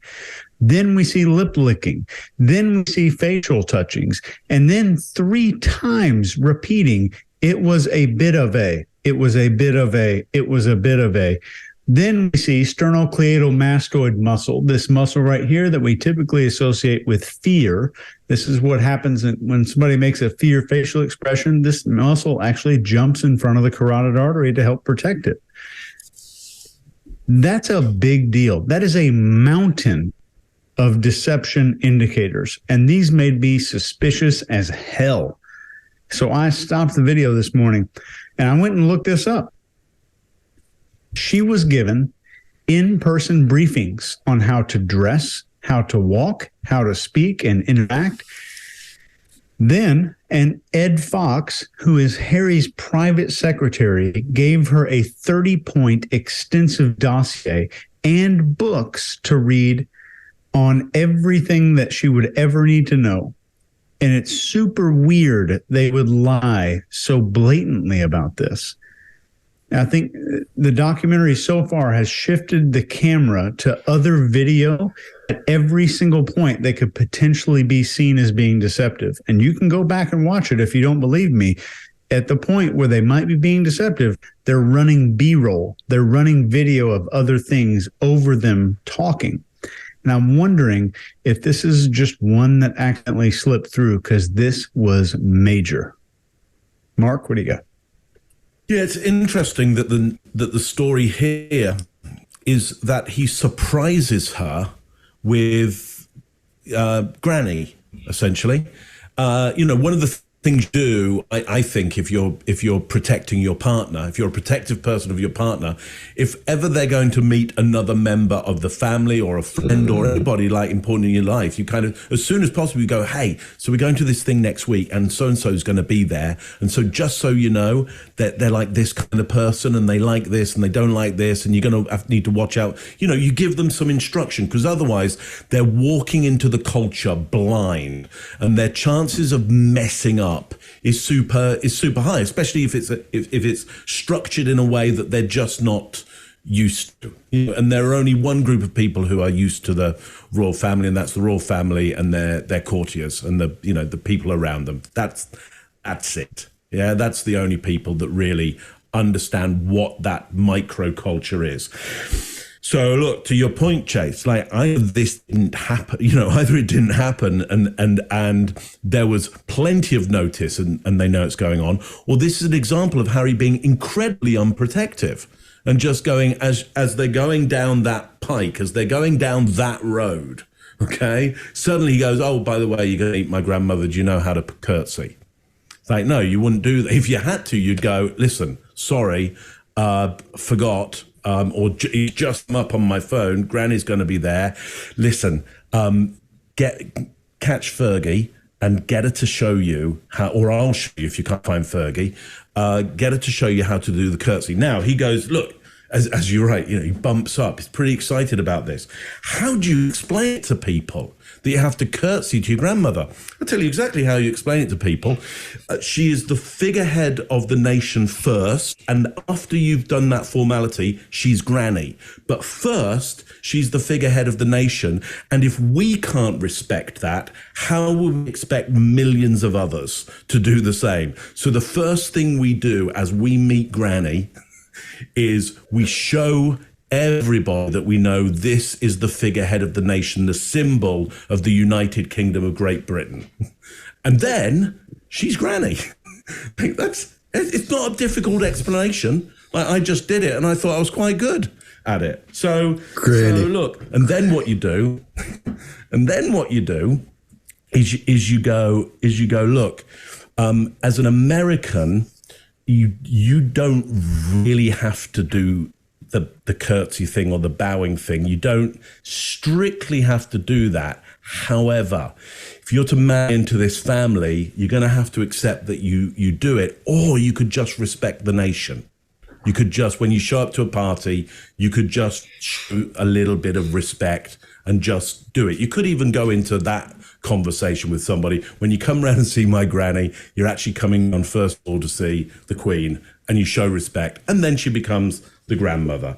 How would Americans understand that? Well, can they understand the Dalai Lama? Can they understand presidents? Can they understand being in somewhat awe of all kinds of people, or having respect for all kinds of people and doing certain things with? Of course, Americans can deal with that. Yeah, not all Americans will like every single president, but put them in front of a president and there's enough around that causes, the majority of Americans to act with some kind of dignified respect, even though they mightn't like the person. Yeah, they have respect for the office. And so this is simply about, how do you explain it to Americans? Well, it's about having respect for the office. Like, how simple was that? Just did it. That's how you explain it. Or you can start with your feelings and say, look, here's how I feel about it. You could explain it with, here's how I feel about it. I think it's kind of odd, but then I was born into the family. Okay, not all Americans are naive enough to think that the royal family is a medieval pageant. I don't think all Americans, but apparently she is going to pretend it's a medieval pageant, and she does this incredible dying swan. Is great because it shows off she's very, very flexible and maybe did some ballet at some point. So there's the dying swan gesture, which is nothing like you'd actually do at medieval. If you were at medieval times, you'd do this kind of thing. That's more the kind of parody of a medieval bow. This is the dying swan to show off, how graceful she is. And it doesn't land. She looks to see if it's landed. as a joke. It doesn't land. Scott, you're absolutely right. He looks away. So there's a block. He takes away status from that. He doesn't want to look at that. There's bitterness, contempt, withheld opinion, and I would say some anger as well. He doesn't like it. He either doesn't like it probably because he has respect for his grandmother, and he probably doesn't like it because he has respect somewhat for the British monarchy. It's terrible. It's a car crash. Went on quite long there. Sorry, everybody. But that's probably the bit you were looking for. That bow moment has got the world excited as to what Harry thinks of it. It's simple. He doesn't like it at all.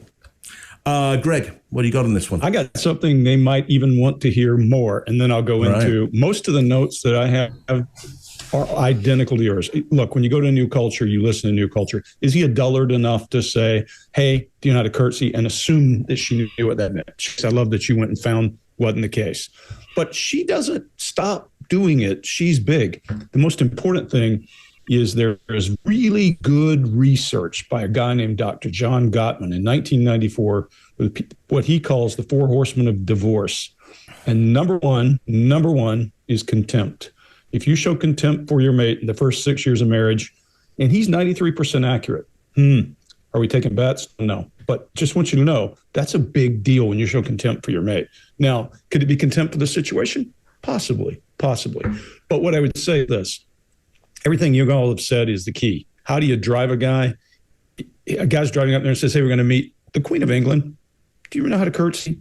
You might go a little bit further with that. I mean, I'm married into a Jehovah's Witness family when I was young. That was a different religion, a different everything.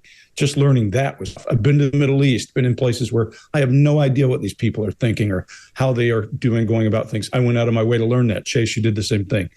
You expect more. Either he's a dullard or it didn't happen that way. It appears, Chase, that it didn't happen that way based on what you saw. And then my favorite part is she just keeps selling. She keeps selling. She's amused. You can hear the lilt in her voice at the end. This is a bigger deal than she thinks. I think it's a very big deal, my own opinion. Let me add some to that part with the studies you were talking about. And what he was seeing was some people would roll their eyes when they were talking. If you saw the other one roll their eyes, that played a big part of it. Yeah. That was part of it. But I mean, if you go read even further, it's signs of contempt. All the stuff we know is contempt. Yeah, the rolling the eyes is just the most outward that most people recognize. Right? My grandmother was the first senior member of the family that Meghan met. She had no idea what it all consisted of. So it was a bit of a shock to this. It was a bit of a shock to the system for her. I mean, it's surreal. There wasn't like some big moment of like, and now you're going to meet my grandmother. I didn't know I was going to meet her until moments before. We were in the car and we were going to Royal Lodge for lunch. And he's like, oh, my grandmother's here. She's going to be there after church. And I remember in the car and driving up and he said, you know how to curtsy, right? And I just thought it was a joke. But how do you explain that to people? How do you explain that you bow to your grandmother and that you will need to curtsy, especially to an American? Like, that's weird. Now I'm starting to realize this is a big deal. I mean, Americans will understand this. We have medieval times, dinner and tournament. It was like that. Like I curtsied as though I was like,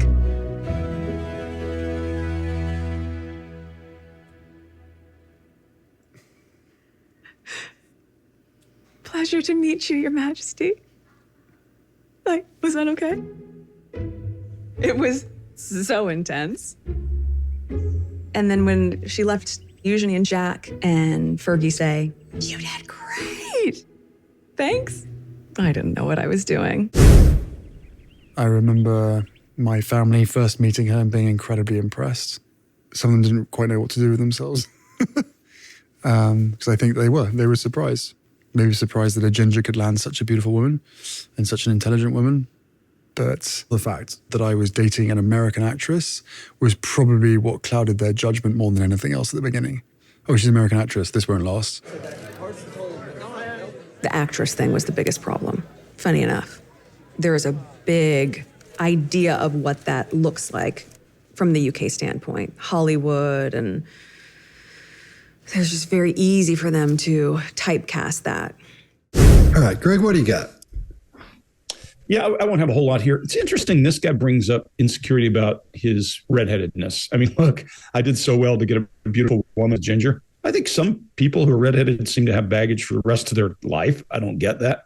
But feels like, okay, he's got some axe to grind there. There is a genuine Duchesne smile at them being impressed and some not knowing what to do. It's like when they had first contact and there was never any issue between them. He's even amused and he giggles at something in particular. It's probably a specific incident. Then he says they were surprised. There's either disdain or contempt somewhere there. And then I'll just leave it at that and say, right after he does that Ginger comment, he inhales and does a lip compression. I don't get what's going on in his head there, but that probably has to do with what's causing him to get this whole just thing out and go that way. When she's talking, she crosses her body in the beginning, and then so you see her hand crossing her abdomen, what I call the egg protector. It's the same as a fig leaf in men, protecting primary sex organs. And then she starts to do this whole sacred space thing as she's talking about stereotypes, meaning she's adapting and crossing her body at the same time. Mark, what do you got?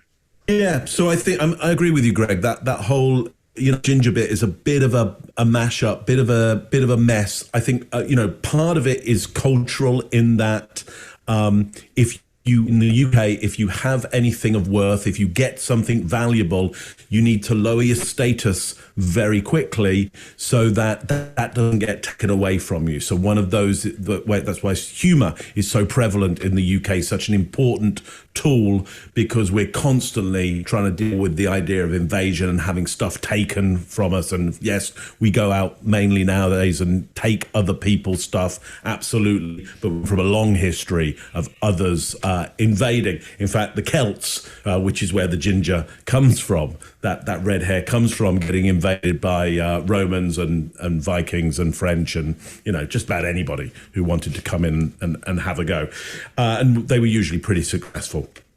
So self-deprecation happening there around the idea of outlier genetics, which is interesting. The ginger hair is an outlier in the UK, just as being black would be an outlier in the UK, or mixed race be an outlier. So I think he might also, there's a mashup there, because he's going, look, I've got a partner who has some outlier genetics in terms of a UK culture. Look, I've got outlier genetics as well. So he might be trying to make a link there at the same time as be disparaging of himself. Look, here's the main thing for me, is he's being so unspecific about who he's accusing. Who are they that he's talking about when he's laying down accusations? Are they the royals? Are they the public? Are they some of them? Some of the royal? Well, which ones? Like, tell it. Like, which ones? You got 6 episodes. Name a name, or tell us. When I say they, I'm specifically now talking about the UK press, just so you wouldn't get it wrong in your mind. Is he talking about the press when he says they? I don't know, because they'll montage lots of different images over these sometimes. It's really unspecific, and it leaves it up to our imagination as to who they are and who the perpetrators are. And I don't think that's quite good enough. Anyway, Meghan goes on to say, Hollywood, easy for them to typecast that. It was easy for the British public to typecast Hollywood and being an actor. Yeah, I mean, rather like she managed to typecast the idea of the royal family being like a dinner show in the US. So it goes both ways. The phone goes both ways on this one. We can get it wrong. You can get it wrong.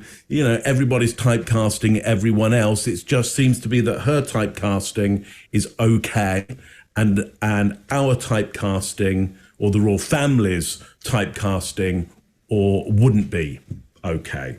Don't like that at all. Scott, what do you got on this? All right, Greg, yeah, I agree with you. I saw all the same things you got. I'm sure we've all seen those. And like after he says incredibly impressed, that's when we see that half smile. Then after he says they were surprised, that's when we see contempt. And I think the reason we're seeing the contempt is because they weren't as surprised as he'd hoped they would be, or they're not anymore. And he's thinking about how they liked her before and they just don't like her anymore. And he's thinking about the family. I think it's one of those two things there. That was the way out. Which one, I'm not sure which. And you're right about the arm across her stomach. And we've seen that before in here, but it wasn't that big a deal. And she's clasping that left arm. So that's a pacifying behavior or an adapter because she's squeezing it off and on a little bit. She says the acting thing was the biggest problem, right? This is something that and it's an art. You know, if you're a true actor, and Mark, you can talk about this as well. You're into it. You want to do that. I mean, look, Billy Bob Thornton. I think he's my favorite actor. And look, that's an artist there because this guy gets into it. And it's all he's ever thought about. It's all he's ever done. He's way into it. And she calls it the acting thing was the biggest problem. She should be proud of that. If you do something and you're invested in it and that's your dream and your passion for however many times she was doing that, she should be into it. She should be proud of it. We've all got things we're proud of, and we all talk about those amongst each other. You know, she should be proud of that, and she's not. So that kind of bothered me there. That let me know she let something important go fairly easy. Something she's really into, she's let it go now because she's doing this other thing. She's not interested in acting again. We'll never see her, I don't think, ever act again. Not that I would be missing it or anybody else would, but I think she's blown that off and she looks at it now as something she's called the acting thing. I think that was disrespectful to her dream or her what she really wanted to do. Then when she's talking about Hollywood, she's waving her hand around, trying to make up. She uses that single hand to make up all these problems that we're supposed to accept. Oh yeah, we know all the problems Hollywood had. She doesn't call any of them out specifically, but she said all the problems that come with that. When her hand is swinging around like that. And here's another example of her voice going to vocal fry. I think that's because she's kind of vamping in there as she's thinking about what else she can add to this to make the situation worse. If you'll notice, as they go through this, they've really not talked positively about anything. Everything seems to be so negative when they're answering or they're talking about it, from the paps to meeting the family to the curtsying for the queen. I mean, it all seems, there's a little bit of levity in the curtsying part, but only on her part. Everything seems so negative in all this. I'll leave it there. Chase, what do you got? Yeah, you guys have covered a lot.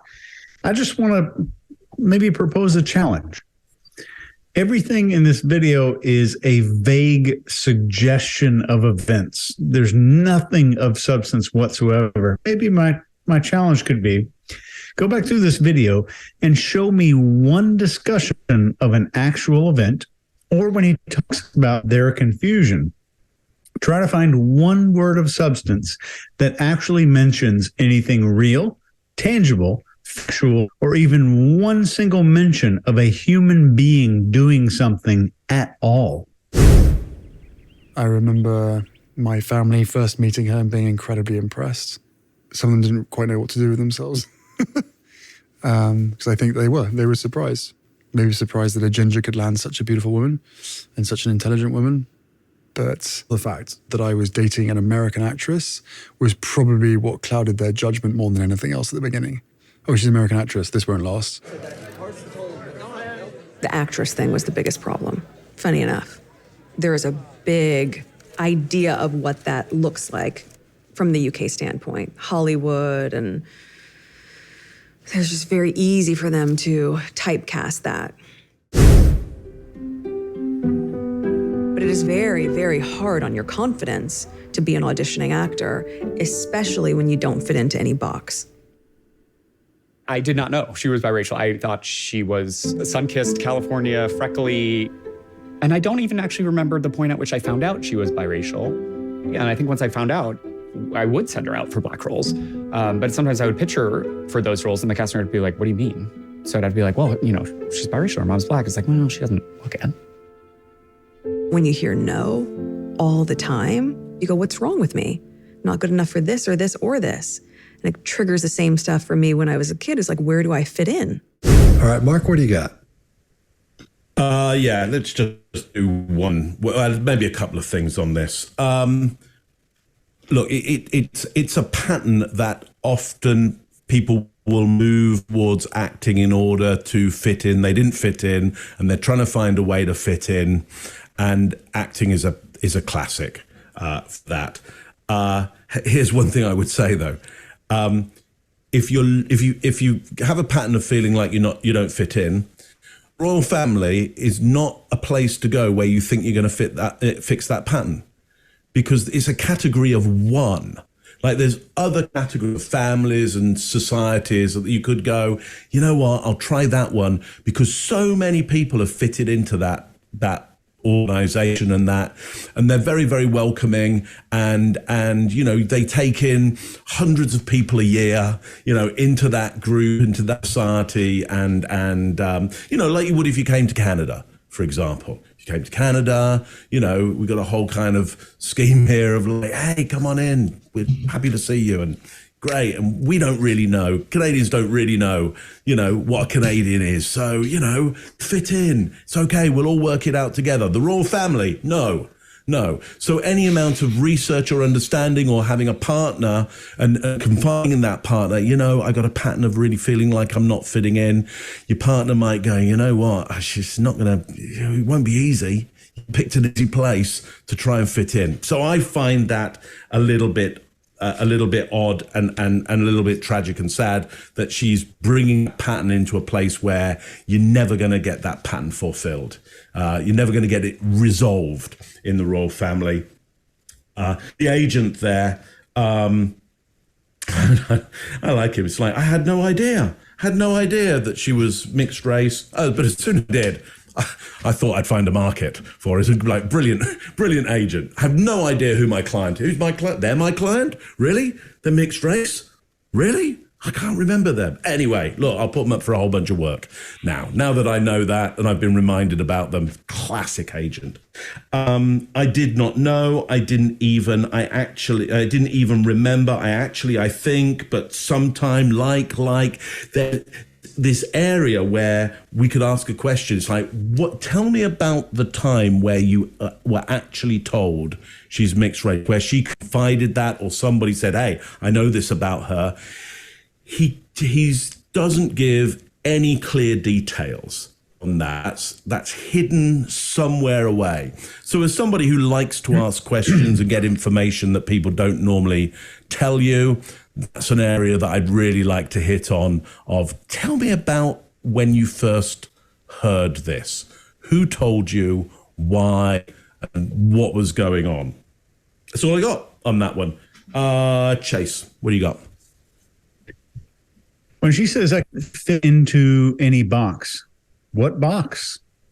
Explain maybe what box it is. Maybe how is it hard? And is it hard for all auditioning actors? And what does this actually mean? You hear, no, not good enough for this, not good enough for this or this or this. What?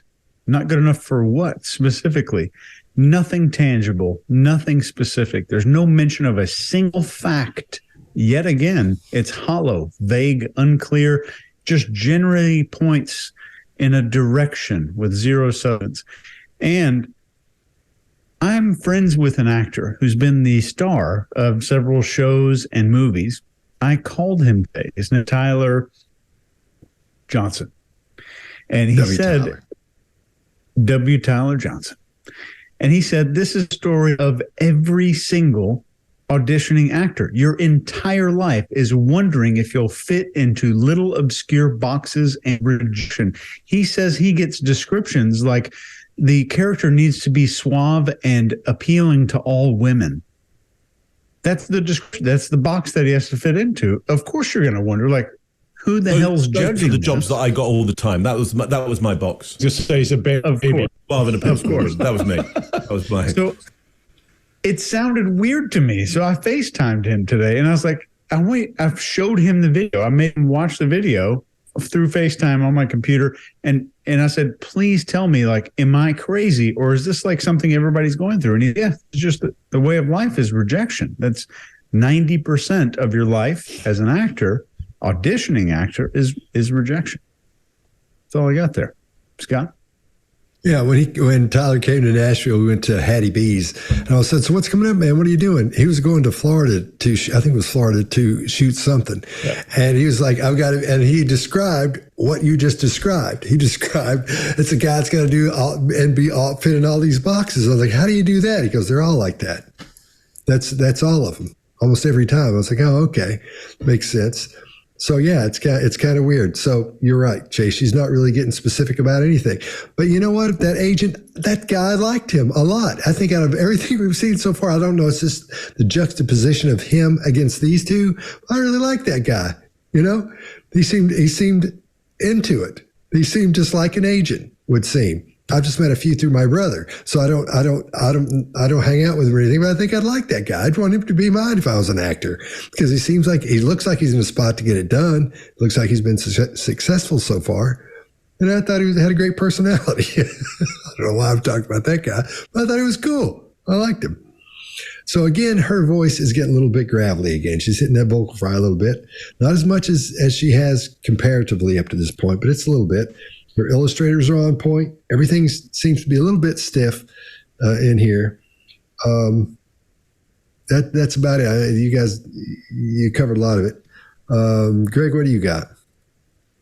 Yeah, Chase does give you facts. You know what those facts are? How she feels. That's all either one of these two people do, is they'll give you facts about how they feel. And what we're seeing here, look, if tomorrow a bear is chasing you, you know what you're not supposed to do? Run. You're not supposed to run. You're supposed to make a lot of noise. And, well, guess what? Here's a person who is triggered by not belonging. That's her number one trigger. She uses those words. So she marries a guy that there's no way in hell she's ever going to really fit, to Mark's point. And he has issues with the media. If you can't see a business developing here, whether it was intentional or they figured out, hey, I got a hell of a business here, being at odds with the media, this is where we're at. Herb Bader-Meinhof, we talked about that earlier. Bob Meinhof was, if you don't know who they were the German Red Brigade. They were a terrorist organization in the 70s and 90s. And so when you hear that and you go look it up, that's the first thing you find. But that finding patterns because something's happened to you in the past, if you get a little butthurt about something, you're going to notice that from then on. And there's an axe to grind on two people's side, and that thing is becoming more and more prevalent as they walk their way through this. Haven't watched the rest of the episodes. We will if you force us to. But as we get through the end, I guarantee you this becomes a weapon. This becomes where they're going because she's got an issue, he's an issue, and we're starting to see him. Yeah. And shout out to Mitch. Well, yeah, it's my brother. Yeah. And Scott's looking for an agent, Mr. Agent. Hey, Mitch hooked me up with an agent. Yeah. But do anything that involves That'll suck up as long as you get him chicken. yeah. Anything that involves hot chicken, like, is there. But it is very, very hard on your confidence to be an auditioning actor, especially when you don't fit into any box. I did not know she was biracial. I thought she was sun-kissed, California, freckly. And I don't even actually remember the point at which I found out she was biracial. And I think once I found out, I would send her out for black roles. But sometimes I would pitch her for those roles and the casting would be like, what do you mean? So I'd be like, well, you know, she's biracial, her mom's black. It's like, well, she doesn't look it. When you hear no all the time, you go, what's wrong with me? Not good enough for this or this or this. And it triggers the same stuff for me when I was a kid. It's like, where do I fit in?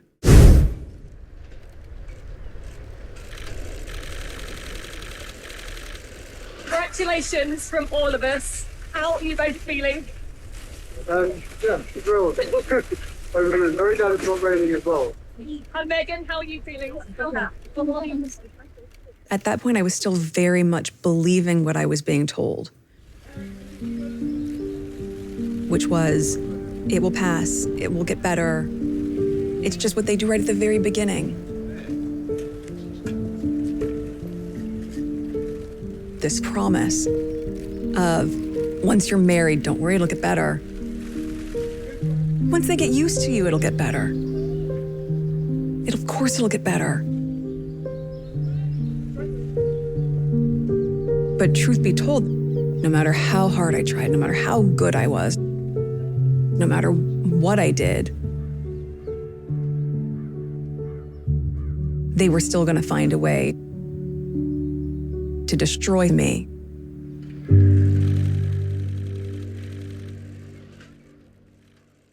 All right, Greg, what do you got? Yeah, Chase says this all the time, that body language is not a photo. Body language is transition. And I think that's a beautiful capture. Just listen to the shutters in the background of this thing. Just, it sounds like machine gun fire there and off in the distance. What you're doing is you're getting thousands and thousands of still images at different angles. So if you want to find out body language on somebody, you get an opportunity to get just about anything you want. What's good is we get to see them actually move. One of the things he hates, and remember, we saw him way back when as a kid looking kind of confused when all these paps were out there. Well, here he is. He's standing there and there's all these people. Barriers. And I think if he had both hands free, he would have crossed himself. He might have even fig leafed, but he couldn't because she's in his hand. So he puts his hand in front of his stomach somewhere there. And Mark, unless you tell me that's something that people are taught, I'm going to say just a barrier. And that's just where he's putting it. But look at his breathing. It's escalated. You can see his metabolism's up. Whatever's causing it, whether it's happiness, which I don't think it is, it's something else. She's adapting like all hell in his hand. That shows you even actors in front of people all the time are going to feel that. And then when he moves off, he puts his hand flat on his leg, and that's a comforting move. If you're not in the military, you'd say that's some kind of a military move. Nope. We curl our fingers all over the world. His hand's flat on his leg because it's an adapter. I think he's fearful of what's coming, or just maybe, he's the deer in the headlights in front of these guys and just doesn't know how to deal with them. And again, when you get chased by a bear, you don't turn and run. And I think he did. I think that's what we're seeing some of. Chase, what do you got? Or wait, Mark, let me pick Mark because I want him to cover. Yeah. Let me fill you in on what that move is. Yeah. I would say it is stress under the public pressure of those photographers and this new situation for him, going out and going, I'm getting married to this person. We're engaged. So there's stress there. However, what he's doing is Chase will like this, taking some status. And he does that with the hand in the jacket there. It is a barrier. But this gesture goes right back to the 1700s when portrait makers were doing portraits of the aristocracy and royalty. And they would look at Greek statues of the great Greek orators who would often have a hand put away somewhere. The idea is that your words are strong enough and you don't need any gestures, that the word is enough. So the portrait painters would take the aristocracy and go, well, their power is enough. They're top of the hierarchy. They don't even need their hands showing. In fact, if they need to reach a weapon, they won't be able to do it fast because they'll get trapped. Why? Because they don't need to reach a weapon. They are so safe because they're so strong. So, for example, you'll see Napoleon doing it in his portraits. Stalin does it. Marx does it. President Franklin Pierce did it as well. Lots of statespeople will be shown with this gesture. Harry's father did it. His grandfather did it. And it goes down in the lineage into the Georges as well. So to your point, Greg, it's a both. It is a barrier gesture because there is stress and pressure there, but it's one that's been absolutely culturally taught and goes back and is embedded. He would see it walking down the corridors of the palace, that gesture. Now from Meghan, we see ownership gestures. We see her hand on his chest, vulnerable, delicate area, hand just in the sternum area, down towards the stomach, flat hand, ownership, or on his forearm there, stroking as well. She's already started the self-soothing gestures that we actually see further on in their partnership together. We get some voiceover, I think, at the end of this. No matter what, they were still going to find a way to destroy me. No matter what, they were still going to find a way to destroy me. So a sense at the end of this of inevitable destiny and the inevitability of being the sacrifice. And again, to your point, Chase, which they is it? Which they, like, would you be specific? The royal family, or some of the royal family, or the British people, or the British people on the behest of the press, or just the press, or just the court press, or like who? Am I part of that? Was it me? I don't know. It's they.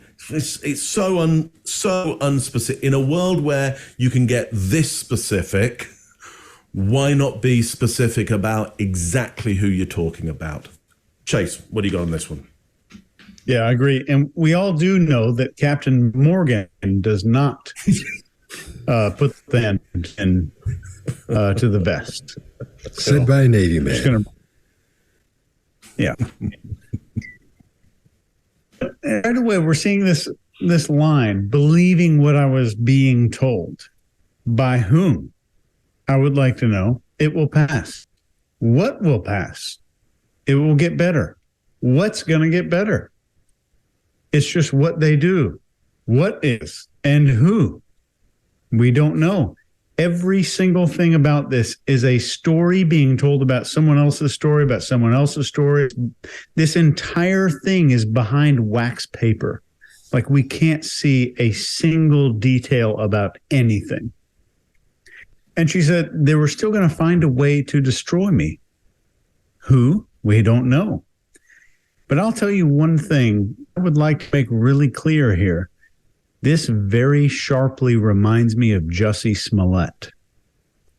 There's a faint, vague mention of unspoken threats somewhere that insinuate tons. They're insinuating so much about this mysterious they, except that these kinds of threats can only be aimed at somebody who is relevant, significant, and important. And I think that's what we're seeing. Scott? All right. Well, I think you guys have covered everything, so we'll move on.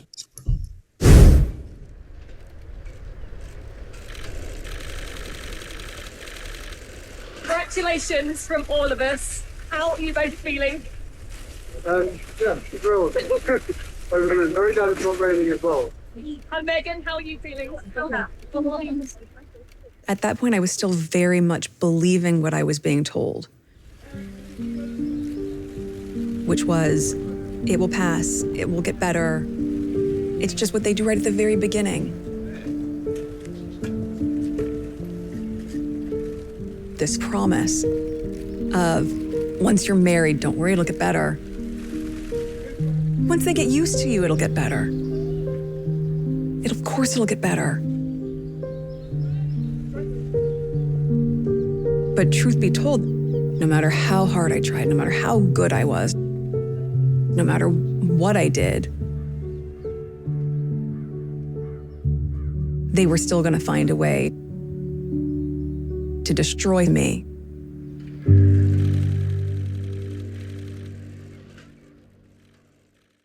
All right, well, let's throw it around the room one time in 30 seconds or less, say what we think we've seen or how we feel about it. Mark, what do you got? I really hope we're going to find out eventually who they are and what they're doing. And maybe it's going to come in our next episode. So please subscribe. Super easy to subscribe, and we will look at that next episode for you, as well as doing some other stuff that you really enjoy, for sure. What have we seen there? Well, I think that bow, that dying swan there is, we do see in Harry disdain. That's not a good sign. Even if it's disdain for somebody making fun potentially of his mother or the crown, not a good signal. Chase, what do you got? Yeah, it's a lot of the same kind of things that we're seeing in the last one. There's lacking any actual information. I mean, next to zero. It's hollow and it's sad, and sad in a way that it's almost depressing to watch. It's all negative. It's all focused on the horrible stuff.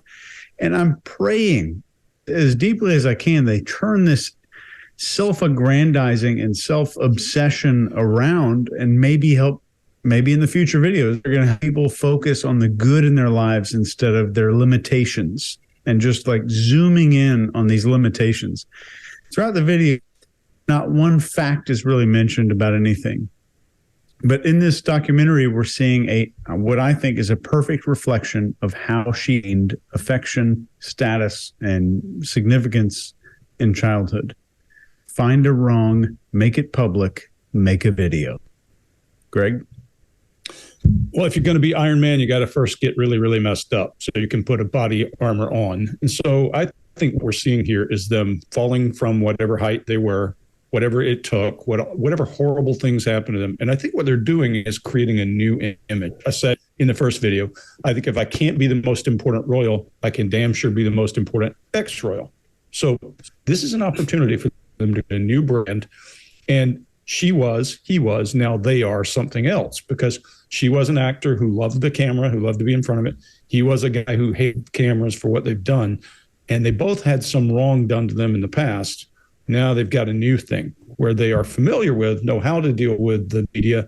And I expect that we're going to see some kind of phoenix rise out of this as we get to the end of whatever series it is, assuming we can take it that long. Scott, what do you got?